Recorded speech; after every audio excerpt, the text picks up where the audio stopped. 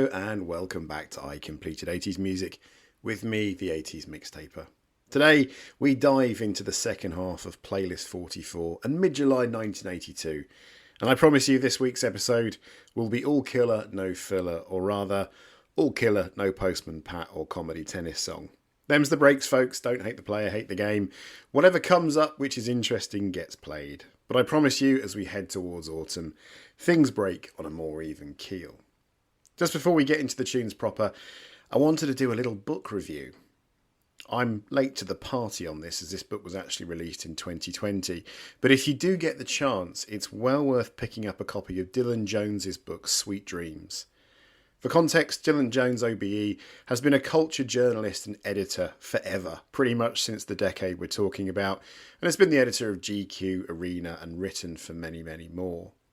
Sweet Dreams is specifically about the decade-long period between 1975 and 1985 and the cauldron of circumstances which birthed punk and which quickly evolved into different groups of people identifying with each other, and the rise of the clubs like Billy's and the Blitz in London, and the fermenting of talent that came nationally to the fore in the way of musicians, style magazines, milliners, fashion designers, interior designers, all birthed out of the strangely downbeat but incredibly entrepreneurial period.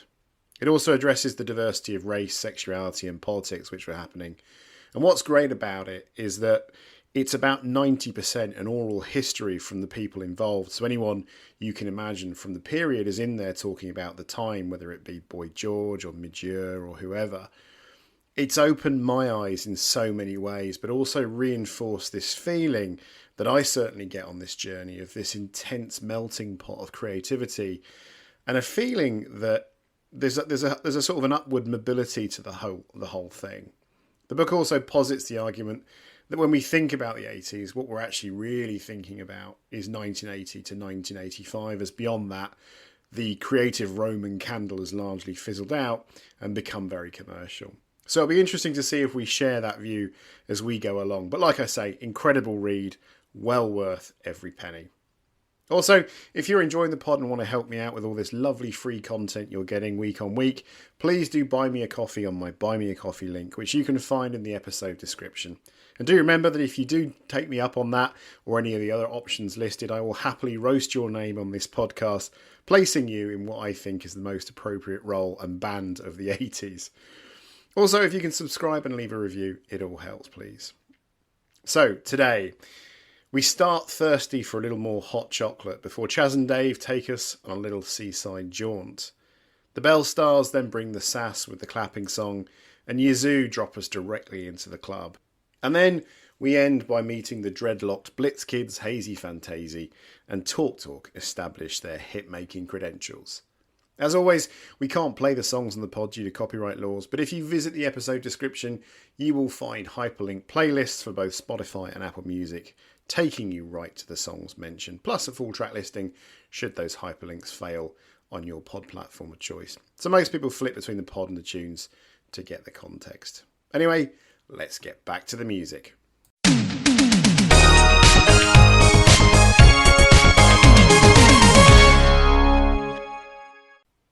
We start today reaching for the smoothest hot drink in the tea and coffee section. When we last checked in on hot chocolate, Errol Brown and the Boys had just secured a comfortable number 7 spot on the UK singles chart in April 1982 with the bouncy synth touch groove of Girl Crazy, episode 40. But the charts of 1982 were moving fast. The smooth late 70s funk that made the band global icons was facing a full frontal assault from new romantic synthesizers and indie pop-up starts. Did Hot Chocolate panic? Did they trade their trademark suits for asymmetrical haircuts and pirate shirts? Absolutely not. Instead, they leaned into pure, unadulterated storytelling. Let's drop the needle on their next sequential offering from the album Mystery. This is a track that swaps the dance floor bravado for schoolyard nostalgia, turning a bittersweet memory into a massive international hit. It entered the British charts in July 1982, and that song is It Started With a Kiss. This is track 8, Playlist 44.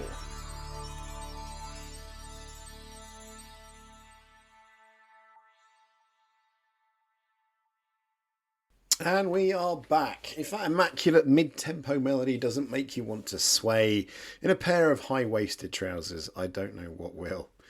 Now let's look at the fascinating reality behind how this track came to be. Errol Brown actually suffered a serious bout of writer's block right before this era. In a retrospective interview with the Mail on Sunday, Brown revealed that he had travelled all the way to California for a month-long writing retreat to shake off a barren spell. Ironically, he returned to the UK feeling rather disappointed, believing he had only managed to extract one single solitary hit from the entire American trip, the aforementioned Girl Crazy. However, the creative brain is a funny thing. Just 2 days after landing back on British soil, an entirely new title popped into his head. It started with a kiss. To justify the hefty expenses of his month-long American trip to the record label, Brown later jokingly admitted that he used to pretend he wrote this one in California too. The story embedded in the lyrics sounds like a beautifully constructed piece of pop fiction. It follows a narrator reminiscing about an innocent classroom crush. The childhood romance blossoms, hits a rocky patch at age 16 and ends years later with a heartbreaking chance encounter on the street where she doesn't even recognise him anymore. But the seed of the song was entirely real. Frontman Errol Brown confirmed that the title instantly connected him to a real-life childhood infatuation from his primary school days in Jamaica. He was 9 years old when he fell deep into puppy love with a classmate named Barbara Blackwood. Brown rightly noted that Barbara would have absolutely no idea that one of the UK's most enduring pop classics was written about her. Musically, the track represents the gold standard of the hot chocolate machine. Produced by the legendary hitmaker Mickey Most at RAK Records, it expertly balanced a driving radio-friendly bass line with a melancholic, conversational vocal performance from Brown. The British public devoured it. Released in June 1982 as a single from their seventh studio album Mystery, the track climbed all the way to number 5 on the UK singles chart. It couldn't quite dislodge Dexy's Midnight Runners, who had held the number 1 slot that week with Come On Eileen, but it firmly cemented Hot Chocolate as chart survivalists. Music critic Mick Brown, writing for The Guardian at the time, noted that its top 10 appearance confirmed the resurrection of Hot Chocolate to their rightful place in the British charts. The song proved to be a permanent fixture in British culture, refusing to stay in 1982. It breached the top 40 2 more times in subsequent decades, first reaching number 31 during a 1993 reissue, and later peaking at number 18 in 1998, which gave the band their final official UK singles chart entry. Not bad for a song born out of post-holiday guilt. And talking of holidays, yes, we are crowbarring in the links again this week. We now take a trip to the pebbly beaches of the British seaside. Windbreakers flapping everywhere, your egg and cress sandwich covered in sand, a panicking crab sat in a child's bucket, and 99 flake cones when they really actually cost 99p. Oh, and sunburn. Lots and lots of sunburn. When we last left our favourite Rockney curators Chaz Hodges and Dave Peacock, it was April 1982. They had just conquered the dizzying heights of the number 2 spot with their brilliant, string-soaked masterpiece, Ain't No Pleasing You. Episode 38, if for those who missed it. It was a monumental achievement that proved these pub sing-along legends could deliver genuine emotional depth alongside their signature boogie-woogie ivory tinkling. It also sent them halfway around the world, charting in Australia for a whopping 6 months. But today, we are trading the sun-baked stands of Bondi for something altogether less tanned, less glamorous, and vastly more flat-capped. Yes, pack your swimming costumes, hide the Kiss Me Quick hats from Grandad, and ensure you do not miss the 8 AM coach departure. We are heading straight into July 1982 to examine their very next chart entry. Turn up the volume, it's Down to Margate, track 9.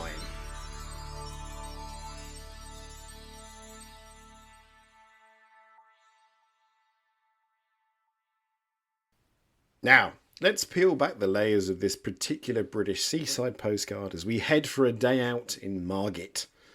For those not in the know, Margate is a traditional British seaside resort on the northern toe of the Kent Bulge and is very accessible for a day out or holiday for Londoners, and much like all our British seaside resorts, has had mixed fortunes over the past 40 years. If you looked at the charts on the 17th of July 1982, you would have spotted this slice of pure Cockney escapism entering the UK singles chart. It managed to hang around the top 75 for a grand total of 4 weeks, eventually peaking only at number 46. And on paper, a number 46 peak might look like a bit of a commercial come down after the towering success of Ain't No Pleasing You. However, the charts only tell a fraction of the story. Margate became a bit of a cult anthem for those who love a bit of rockney, me included, but its origin story is surprisingly corporate of all things. You see, unlike most of Chas and Dave's catalogue, which germinated in pubs, rehearsal spaces, or old music hall traditions, Margate was a commissioned piece of work. It was actually written specifically for a series of television adverts for Courage Best Bitter. The advertising agency explicitly approached the duo with a request. They wanted a catchy jingle that repurposed the infectious melody from the chorus of an older Chas and Dave track called Massage Parlour, but they wanted the lyrics completely rewritten to focus on a family day trip to the Kent coast. Chas and Dave obliged, and the resulting song was published by Chas Dave Music of London. Musically, the construction of Margate is a bit of an anomaly for a pop standard. While the verses skip along merrily in the key of D major, the chorus seamlessly shifts gears and jumps into the key of G major. It's a clever piece of songwriting craftsmanship that keeps the energy bubbling, mirroring the frantic excitement of a family unloading from a coach onto the promenade. While the single's initial 1982 chart run was brief, the track found a second eternal lease of life via British television royalty.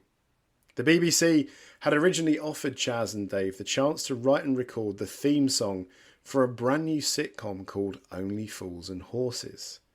Because the duo were away touring in Australia off the back of Ain't No Pleasing You, they had to decline the offer. The theme was ultimately sung by the show's creator John Sullivan instead. However, destiny came knocking again in 1989. The sitcom aired a feature-length Christmas special titled The Jolly Boys Outing, which tracked the Peckham regulars on a hilarious coach trip to Margate. If you have never seen any Del Boy and want to start somewhere, this is an incredible gateway drug. It is phenomenal. Margate was chosen to play over the episode's closing credits. For this special version, the track featured minor lyric alterations and included the actual voices of David Jason, who played Del Boy, and Nicholas Lyndhurst, who played Rodney, joining in on the fun. This crossover version was remastered and officially re-released on vinyl for Record Store Day in April 2019 to celebrate the 30th anniversary of the episode airing. So, while it never quite cracked the top 40 in the summer of '82, it remains a cheeky wink and a nod to the great British seaside holiday experience. Now, if you were listening to the pod a few episodes ago, you'll remember our last encounter with London's finest 7-piece all-female pop rock outfit, the Belle Stars, back in May 1982, when they gave us their cheeky interpretation of the New Orleans classic Iko Iko in direct competition with the singer Natasha, releasing the track at exactly the same time. That particular single earned them their very first entry on the UK singles chart, peaking at a modest number 35. Now, if you're a hard-working band signed to a legendary independent label like Stiff Records, a number 35 hit is a foot in the door, but it doesn't pay for the hairspray. Their previous original compositions, Hiawatha and Slick Trick, had completely failed to chart. So what did the band and their label do? They doubled down on the playground formulas. They reached across the Atlantic to find yet another vintage pre-packed American novelty tune to revitalise their signature feisty energy. The result was a single released in July 1982 on a standard 7-inch vinyl with the catalogue number BUY, as in buy 155. It came wrapped in instructions, literal hand-clapping rules, and a heavy dose of syncopation. Let's remind ourselves of how this sounds. This is the clapping song. This is track 10.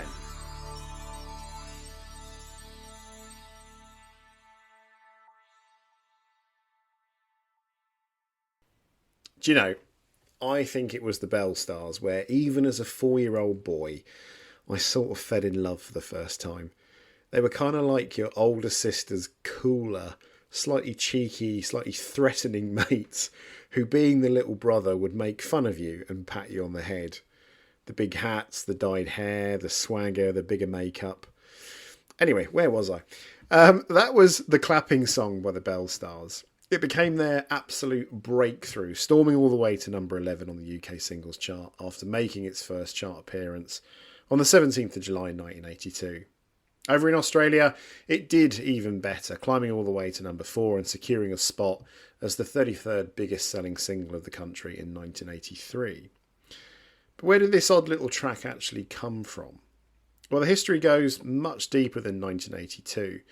The track is a direct cover version of the 1965 American hit, originally recorded by soul singer Shirley Ellis, which had been written and composed by a manager and collaborator, Lincoln Chase. Chase was a master of transforming children's street games and playground oral histories into pop gold. He was also the mastermind behind Ellis's massive hit, The Name Game. When Lincoln Chase sat down to write the Clapping Song, subtitled Clap, Pat, Clap, Slap, he didn't invent the lyrics out of thin air. He famously adapted the verse about the goose drinking wine and the monkey chewing tobacco on the streetcar line from an old 1930s Western swing number called Little Rubber Dolly, which was originally recorded by a group known as the Light Crust Doughboys. Chase combined those traditional rhyme fragments with literal spoken word instructions on how to play a two-person clapping game.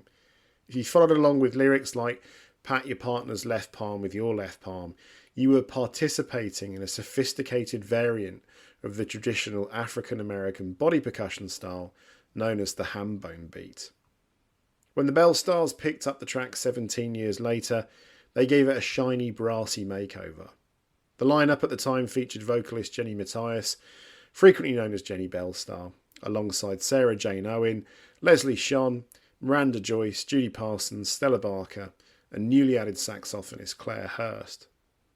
To promote the track, they filmed a somewhat chaotic music video featuring a rooftop party and various individuals wandering around dressed in unusual animal costumes. It's quite a cool video, so do watch it if you get the chance.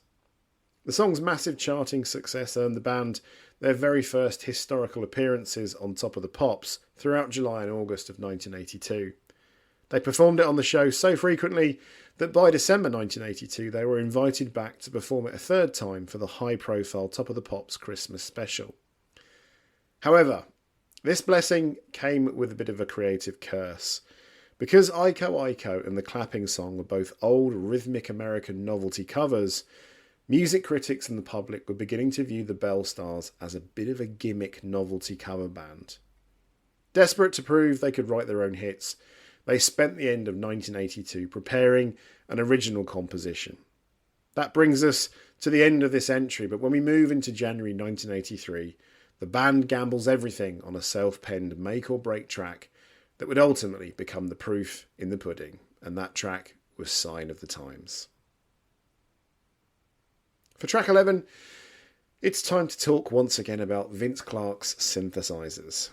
We need to talk about the absolute glorious cold precision of a 1982 circuit board and how it feels when it collides with the human soul. Think back to where we left things with Vince. It's early 1982, he has just walked away from Depeche Mode, right after writing their massive debut hits. He places an advert in a British music magazine looking for a singer. Enter Alison Moyet, Alf. She is this booming, husky, blues-drenched powerhouse of a voice, forged in the pub rock and punk scenes of southeast Essex. They call themselves Yazoo. They record a demo for a song called Only You. It hits number 2 on the UK charts. It is an accidental delight of an arranged marriage.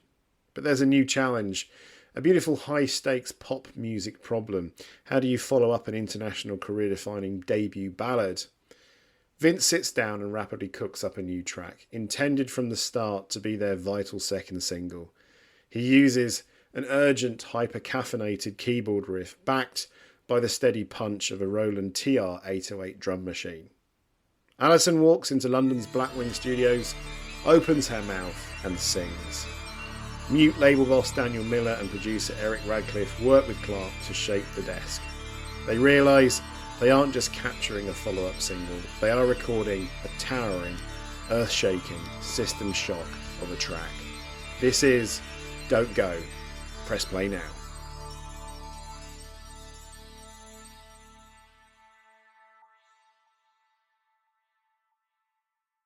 That opening synth line is like a neon-lit alarm clock waking up the entire post-punk landscape. Don't Go was officially unleashed upon the world on the 5th of July 1982 as the second single ahead of their debut album Upstairs at Eric's. The contrast here is everything. The song is pure unadulterated friction. You have Vince Clarke playing the role of the mad scientist, which, by the way, he literally did in the Chris Gabrin and John Mills directed music video, playing a Victor Frankenstein-style character inside a mock horror mansion, while Alison wanders through the corridors. Vince is programming these rigid, metallic, rapidly firing sequences on his gear. It is cold, it is mechanical, but then Alison Moyet steps up to the microphone. She does not do cool, shoegazery, detached synth-pop singing. She didn't even rehearse the tracks heavily beforehand. She just belts it out with this raw, bleeding desperation of a classic rhythm and blues vocalist stranded inside a video game. She screams, "Can't stop now, don't you know, I ain't ever going to let you go, don't go." And it completely strips away the synthetic veneer. It grounds the machinery in human sweat and heartbreak. The critics at the time went wild for it. Adrian Thrills, writing for The Enemy, crowned it single of the week, calling it a slice of melodrama that knocked the rest of the week's releases into a cocked hat in terms of impact and intensity.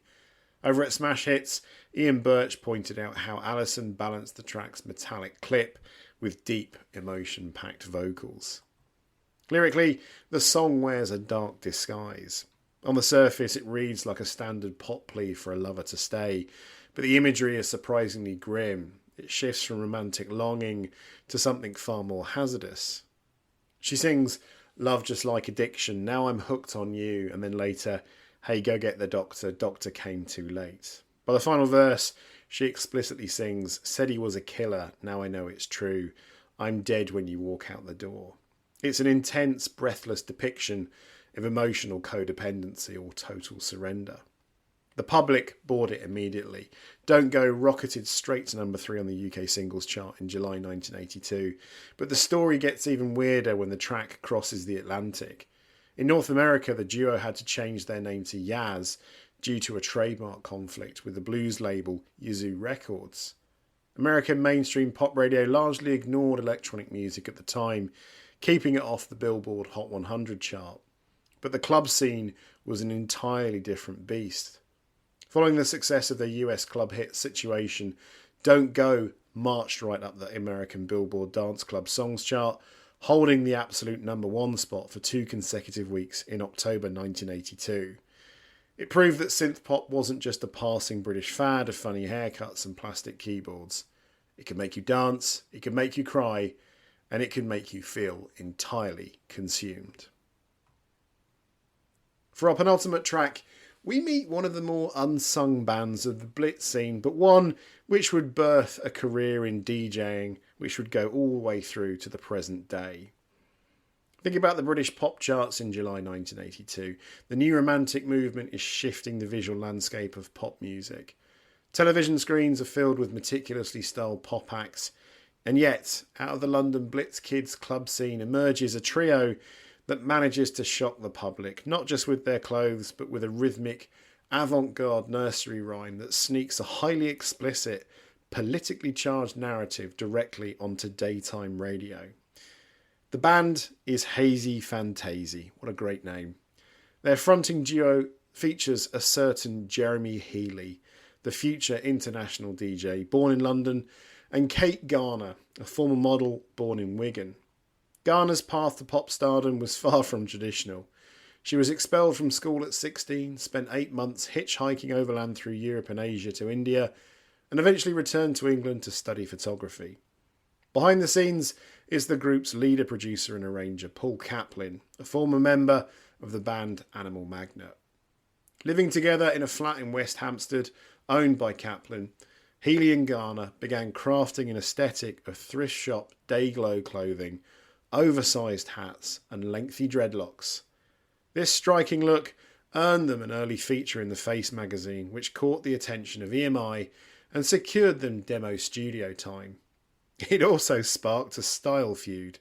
Healy publicly accused his school friend Boy George of stealing their dreadlock look. Signed to Regard Records, their very first studio creation would become an unexpected commercial breakthrough. This is their debut single. It is genuinely called John Wayne is Big Leggy. Seriously, this is track 12.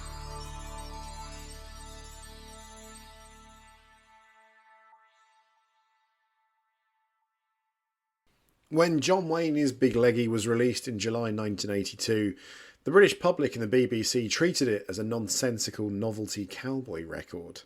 The song zoomed up the charts, peaking at number 11 on the UK singles chart, number 3 in Germany, and number 4 in Switzerland. The band performed it twice on the BBC's Top of the Pops and even on a Saturday morning children's television programme.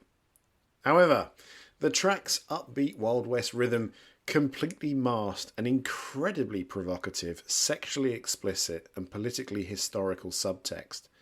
The actual story of the song began one night in the West Hampstead flat where Jeremy Healy wrote the lyrics after reading Bury My Heart at Wounded Knee, the landmark 1970 book on Native American history by historian D. Brown. Healy woke up his flatmates to announce he had written a hit. The song functions as a dark historical allegory.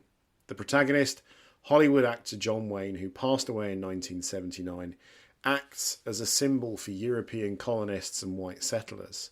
The lyrics depict a surreal, non-consensual sexual encounter between Wayne and a Native American woman, referred to in the lyrics as Speckled Hen. When Wayne's heavy military bandolier restricts their intimacy, she demands he takes it off and leave her teepee. He refuses, demands she turn over, and forces a rear entry position. The song explicitly details this with lines like, "Big bad rooster's doing the talking, I know a trick we ought to try, turn right over, you'll know why, he stands so high, it's enough to make any redskin cry. He knows what's right and he knows that God is with him, 'cause he is white." Healy intended the song to expose the brutal subjugation and hypocrisy of white settlers during Western expansion, wrapped inside a lyric that sounded like children's playground slang. The band intentionally hid this meaning from the media. As Garner later admitted, people kept saying that we were writing nonsense lyrics, but we didn't explain anything because if they knew, it wouldn't get played. Because they stayed quiet, the song entirely escaped the BBC radio ban that frequently targeted explicit tracks in the 1980s. They had managed one of the strangest subversions in British pop history, getting thousands of children and radio DJs to sing along to a dark, satirical track about imperialist violation. We end playlist 44 with another slice of TalkTalk. By this point in 1982, they are being compared to Duran Duran. For an ambitious musician like Mark Hollis, this is both a massive financial opportunity and a profound creative restriction. The British music press has already grouped you into the new romantic movement, pointing to your heavy use of synths, your sharp suits, and a producer named Colin Thurston, the very same man behind Duran Duran's first two albums, including the soon-to-be iconic Rio. But when we last left the band, consisting of singer Mark Hollis, drummer Lee Harris, bassist Paul Webb and keyboardist Simon Brenner, their fortunes were uncertain. Their self-titled single Talk Talk had largely stalled, initially peaking at a disappointing number 52 on the UK singles chart. Their debut single Mirror Man, released in February of that year, had completely bombed. The pressure from EMI Records was mounting. They desperately needed a hit to anchor their upcoming debut album, The Party's Over.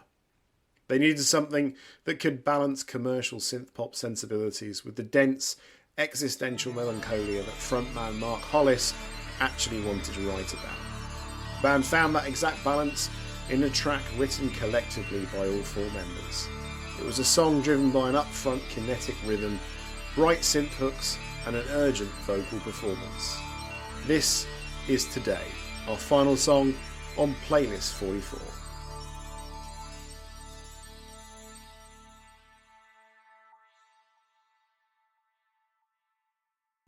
When TalkTalk released Today on the 21st of June 1982 as the third single from The Party's Over, everything changed for the group's immediate commercial standing. The single became the band's first ever UK top 20 hit, eventually peaking at number 14 on the UK singles chart. It proved to be an international breakthrough as well. Over in New Zealand, the track became a massive success, rocketing all the way to number 10 on the New Zealand charts in 1983. This chart run directly helped push their debut album to number 8 there. The song itself was a collaborative composition officially credited to all the band members. While the track was polished to a brilliant sheen by Colin Thurston, the lyrics hinted at the deeply serious, protective art rock band TalkTalk would eventually become. Hollis's lyrics were abstract and weighed down by an existential wariness, featuring lines like "Cover me with shades of disbelief, can happiness be someone else's dream?" and concluding with the haunting repetition of the phrase "bella malissima." It acts as an artistic oxymoron, a contradiction of terms meant to evoke a sense of deep inner conflict, a toxic relationship, or the illusion of something that looks wonderful but is ultimately destructive.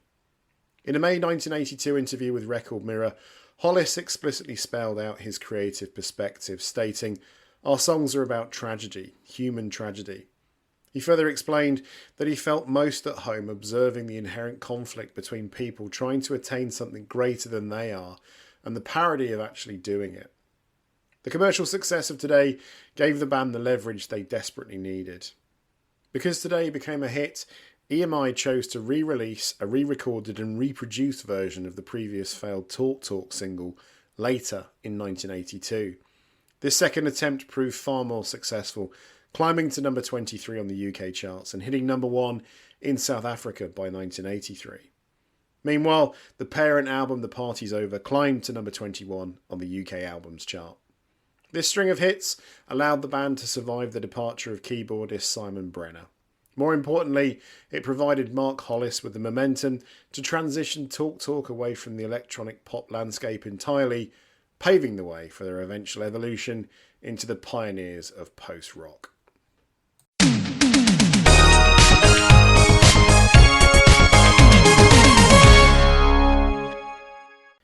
So there we have it, folks. That was Playlist 44. Bit of a mad one early on, I think it's fair to say, with Postman Pat. But the second half, I think, was packed with good tunes. And that story of John Wayne is Big Leggy, I had no idea. But do come back next week as we slip into the back end of July 1982 and start to move into late summer and August. Playlist 45 starts off with some Stranglers before Kid Creole brings the funk. Madness drop possibly the greatest car-related song ever. We meet the McCrarys, we meet the Boys Town Gang, we meet Britain's answer to Talking Heads in Blancmange, and we end up throwing punches with Rocky III's anthem, Bring Your Eye of the Tiger. Anyway, I hope you have a wonderful week, and do join us again next Friday on I Completed 80s Music. Take care.